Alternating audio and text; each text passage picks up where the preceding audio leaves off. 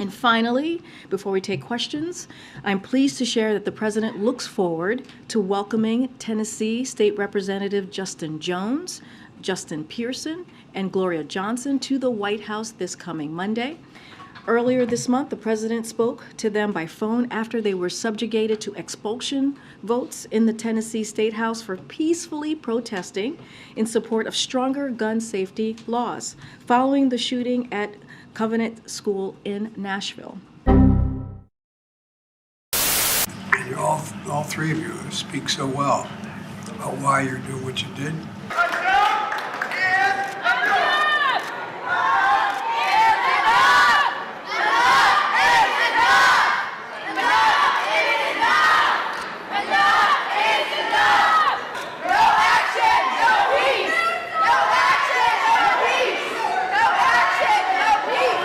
Look, what the Republican legislature did was shocking, it was undemocratic, and it was without any precedent. But you turn it around very quickly. In those 53 years in America, I have never encountered a racial slur. I'm really not aware that any of that applies to me. I live a good life. Yet, you on tape call me a brown face. Yes, sir, it's on tape. Right, and what I told you was what you just exhibited. As the only member of their caucus who is not of the Caucasian persuasion, I said that you put a brown face on white supremacy. You know, nothing's guaranteed about democracy. Every generation has to fight for it, and you all are doing just that. I know that there are protests still happening in major cities across the United States. I'm just not seeing the reporting on it that I had for the first few weeks. That's right. But they're not going to stop. They're not going to stop. And this is a movement. I'm telling you, they're not going to stop. And everyone beware, because they're not going to stop. They're not going to stop before Election Day in November, and they're not going to stop after Election Day. And that should be, everyone should take note of that on both levels, that they're not going to let up, and they should not. And we should not. Certain dates echo throughout history, including dates that instantly remind all who have lived through them where they were and what they were doing when our democracy came under assault. Dates that occupy not only a place on our calendars, but a place in our collective memory. December 7th, 1941, September 11th, 2001, and January 6th, 2021. On January 6th, we all saw what our nation would look like if the forces who seek to dismantle our democracy are successful. The lawlessness, the violence, the chaos. The American spirit is being tested. And so we are here, understanding the broad shoulders upon which we all stand. Those fighters for freedom and liberty and justice. Those fighters who understood the truth must never be stifled or silenced when it is on behalf of the people.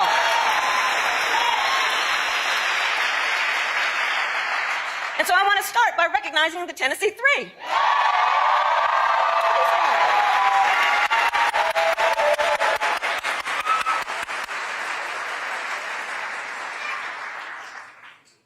It wasn't about the three of these leaders. It was about who they were representing. Wrong. It's about whose voices they were channeling. Understand that. And is that not what a democracy allows? A democracy says you don't silence the people. You do not stifle the people. You don't turn off their microphones when they are speaking about the importance of life and liberty. These leaders had to get a bullhorn. They had to get a bullhorn to be heard. Well, you know what? That happens in a democracy too.